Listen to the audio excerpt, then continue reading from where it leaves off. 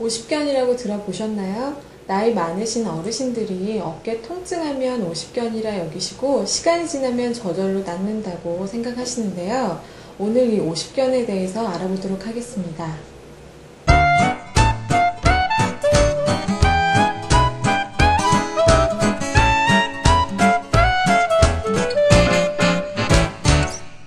안녕하세요. 안녕하세요. 어깨 통증하면 오십견이라고 생각하시는데요. 정확히 오십견은 어떤 질병인가요? 예, 먼저 오십견이란 단지 50세의 어깨를 말합니다. 어깨 움직임이 제한되어 있는 경우 정형외과에서는 동결견이란 용어를 사용합니다. 하지만 의학적으로 진단명 자체에 논란의 여지가 있어서 어깨 통증이나 움직임이 제한이 있을 때 그냥 오십견이라고 부르는 경우가 많습니다. 이 오십견이 왜 발생하는지 그 원인에 대해서 정형외과 노규철 교수님께 들어보도록 하겠습니다. 오십견은 50세 전후에 환자들이 관절막이 나이가 드시면서 퇴행성으로 인해서 관절이 유착이 되고 오그라들면서 염증이 생기는 병입니다. 그래서 대부분은 어깨가 얼음이 어는 것처럼 굳는다고 해서 동결견이라고도 하고 유착성 관절낭염이라고 합니다. 보통은 오십견 증상이 있을 때 환자들이 주로 호소하는 게 통증이 심해서 병원을 찾게 되는데 50대, 60대에 있는 환자들에서 어깨 통증이 있다고 해서 무조건 오십견이라고 판단해서는 안 되고 증상이 비슷한 다른 병 중에서 어깨를 싸고 있는 회전 근육이라고 하는 근육이 파열이 되었을 때 오십견과 같은 통증을 호소하고 어깨를 잘 움직이지 못하기 때문에 그런 경우에 있어서는 수술을 한다든지 다른 치료가 필요할 수 있습니다. 그래서 50대, 60대 환자에 있어서 통증이 무조건 있다고 해서 오십견이라고 방치하면 안 되겠습니다. 어깨 관절을 싸고 있는 막이 노화와 함께 염증을 일으켜서 통증이 생기고 또 관절막이 굳어지면서 팔이 마음대로 들거나 자유롭게 움직일 수 없게 되는 경우가 바로 오십견이군요. 네, 그렇습니다. 특히 누워있을 때 팔의 통증이 심하다고 하는데요. 그럼 이 오십견이라고 여길 만한 특별한 증상에 대해서 알아보도록 하겠습니다.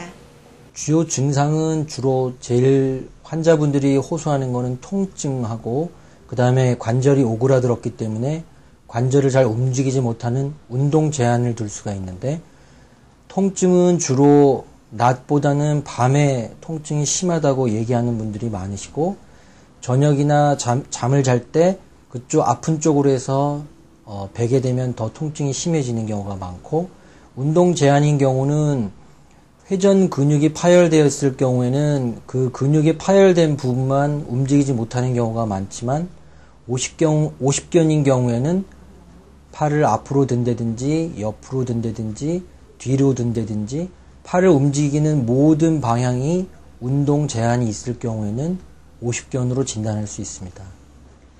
어깨를 잘 쓰지 못하면 옷 입기도 무척 힘들겠군요. 세수하기도 힘들겠고요. 환자분들은 이렇게 힘든 오십견에서 빨리 벗어나기를 원하실 텐데요. 그럼 오십견의 치료 방법에는 어떤 것이 있고 그 효과는 어느 정도인가요? 예, 오십견의 치료 방법으로는 약물과 주사요법, 물리치료 및 운동요법이 있다고 하는데요. 더 자세한 설명은 노규철 교수님께 들어보도록 하겠습니다. 네. 먼저 물리치료를 하던 약물치료를 하던 주사를 맞던 통증을 없애고 염증을 가라앉힌 후에 굳어져 있는 관절을 스트레칭하여서 굳어진 관절을 펴고 그런 후에 그동안의 통증이나 굳어져 있는 관절로 인하여 어깨 근육이 약해져 있기 때문에 그 관절을 근력을 강화시키는 운동을 하여서 예전에 원래 근력을 회복하는 것이 치료의 목적이 되겠습니다. 통증이 심하면 운동하기도 쉽지 않을 것 같은데요. 힘이 들더라도 열심히 관절을 돌려줘야 하는 건가요? 네, 어떤 관절염의 경우에는 통증이 유발되는 관절 운동이 오히려 더 해가 될 수도 있다고 하는데요. 오십견의 경우에는 열심히 운동을 하는 것이 증상 회복에 더 많은 도움이 된다고 합니다. 물리치료 및 운동요법 중에서 집에서도 간단히 할 수 있는 방법에 대해서 물리치료사 선생님께 들어보았습니다. 예, 어깨 관절 운동을 하기 전에 어깨 긴장을 풀어주는 동작을 먼저 한번 해보겠습니다. 자, 먼저 앉은 자세에서 양손을 허벅지에 가볍게 올려놓고 오른쪽 어깨부터 하겠습니다. 자, 오른쪽 어깨가 위로 올라가도록 팔에 힘을 주지 말고 어깨만 천천히 올립니다. 내리고, 천천히 올리고, 내리고. 어깨를 올리면서 고개도 같이 같은 방향으로 움직여 보는 겁니다. 천천히. 어깨를 가볍게. 특별히 힘을 많이 주지 마시고 천천히 움직이는 겁니다.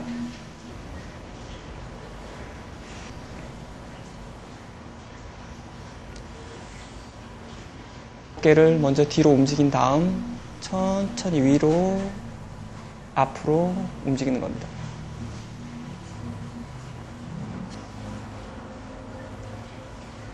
동작을 다 하신 후에 반대쪽 왼편 어깨도 같이 반복을 하시면 됩니다. 경관절 환자를 위한 어깨 관절 운동을 한번 해보도록 하겠습니다. 봉이나 케인을 본인의 어깨 넓이만큼 잡은 다음 팔꿈치는 편 상태로 천천히 머리 위 방향으로 올립니다. 본인이 할 수 있는 만큼 최대한 올린 후 그리고 다시 천천히 시작 자세로 돌아옵니다. 자, 오른쪽으로 천천히 움직입니다. 다시 제자리로 돌아옵니다. 천천히 오른쪽으로 그리고 다시 제자리에 돌아오고 다시 반대편으로 천천히 다시 제자리로 돌아옵니다. 천천히 뒤로 들어 올립니다. 하고 다시 제자리로 돌아옵니다. 천천히 밀어서 올립니다. 5초 이상 머물렀다가 내려옵니다. 허리에서부터 천천히 구부립니다. 그리고 천천히 다시 제자리로 돌아오시는 겁니다. 앞발을 가볍게 내밀고 천천히 무릎을 구부립니다. 5초 경과 후 다시 제자리로 돌아옵니다. 그리고요, 오십견 치료로 어깨 주사를 맞는 경우가 많다고 하던데 어깨에 맞는 주사는 어떤 주사인가요? 네, 어깨 통증 때문에 연골 주사나 관절 주사 등을 맞는 분들이 많이 계신데요. 어떤 주사는 스테로이드와 국소 마취제를 섞어 맞는 주사도 있다고 합니다. 이런 주사요법에 대해 알아보았습니다.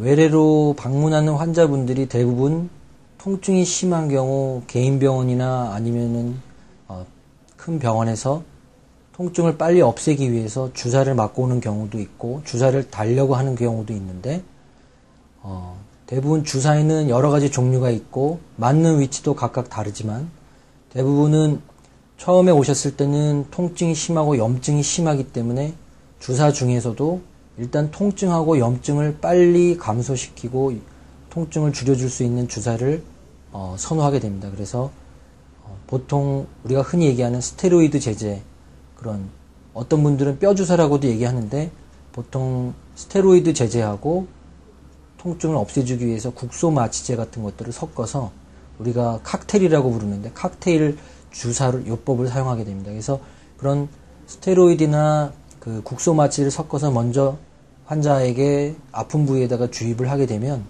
통증이나 염증이 급속히 감소하게 됩니다. 아, 그렇군요. 지금까지 오십견에 대해서 알아보았습니다. 이현주 선생님, 마지막으로 시청자분들께 오십견에 관해 들으실 말씀이 있으시다고요? 네, 어찌 보면 오십견은 흔한 질병이라고 할 수 있습니다. 그런 만큼 여러 민간요법도 많은 상태인데요. 하지만 후유증 없이 회복되기 위해서는 전문가의 상담과 함께 1, 2년의 적극적인 치료가 필요하다는 것을 잊지 마시기 바랍니다. 유익한 정보 감사합니다. 지금까지 여러분의 건강을 최우선으로 하는 건강지킴이 강남 ETV였습니다. 시청해주셔서 감사합니다.